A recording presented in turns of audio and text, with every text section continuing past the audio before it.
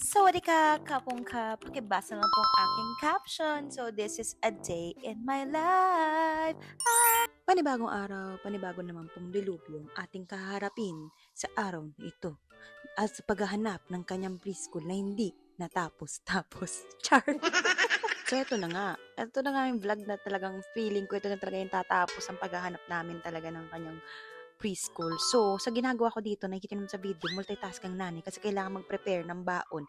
And dahil may time pa tayo, dahil panghapon nga ang kanyang trial class, ito talaga ang pinaka inaasam-asam ng isang nanay na makapag-prepare muna sa umaga bago muna pumasok ang dilubyo. Ay, ang bata.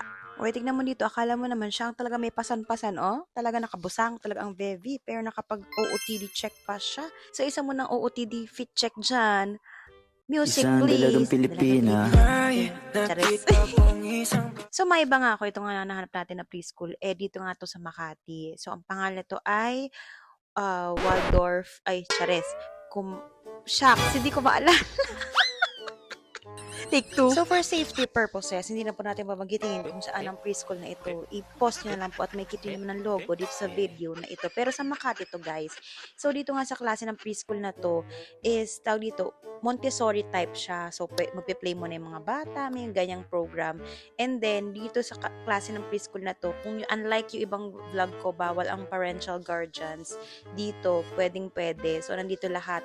Hanap ka na ng place mo dyan kung saan ka gustong tumambay. So, pwede ang parents, the guardians of the galaxy. Charis. So, kahit anong klaseng bantay ka pa, pwede ka dito. So, nandito rin kami sa loob talaga, nakatambay lang. Kasi nga, medyo malayo siya sa mga establishments, no? So, wala masyadong tatambayan ng mga bantay. So, dito lang kami sa loob. Pero meron naman silang secluded dito na area kung saan sila yung study na mismo nila, maliban dito sa play area nila. So, maganda rin talaga yung place talaga. As you can see, it's very aesthetic to the time being. So, nung hinahanap ko nga tong play school na to, talagang tinignan ko talaga yung approach nila. So, maliban sa Montessori siya, talagang tinuturuan talaga sila ng parang Japanese style. Di ba nga sa Japan, ang unang tinuturo sa mga bata dun is yung values. Kaya mga marirespeto yung mga tao. As a parent, yan talaga gusto ko matutunan ni Sky, yung paano makisama sa ibang tao. And hindi ko siya hahangarin na magaling sa academics talaga. Mas gusto ko siyang lumaking mabuting tao. Wow, ang drama ng person. O basta yun talaga ang gusto ko talaga matutunan niya, ang mga values talaga sa life. Kasi yun naman talaga ang maghahatid sa'yo sa success. Para sumakses ka sa buhay na ito.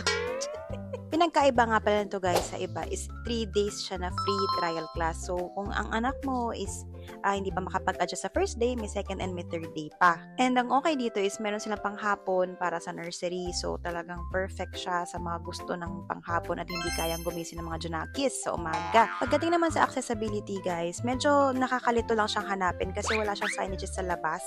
So, sinundan ko lang talaga yung mga ibang students na naka-enroll na dito. Tapos, wala rin siyang parking. Kung nagpaplano kayo magdala ng sasakyan, siguro i-commute nyo na lang kasi talaga mahirapan kayo sa parking. It's a struggle, you know? Second naman, for security guys, wala akong napansin na guard dun sa parang building. Tapos katabi siya ng construction site. So, may nagko-construct na katabing building. Kaya nung pinuntahan talaga namin to guys, hindi ko talaga alam kung asan. Pero sa pin kasi dun sa Waze is naka-arrive na nga kami sa destination. Yun nga lang, hindi namin alam na may school pala doon. Buti na lang may ibang talaga naka-enroll na. So, sinundan na lang namin. Third floor nga pala to guys. And if you're a trentahin like me, alam mo na ang sagot. Ang mga backpin talaga ay ma-activate talaga ng wala sa oras. At dyan nagtatapos ang ating panibagong vlog. Naway sana may natutunan kayo. See you in my next vlog. I love you everybody. Bye-bye!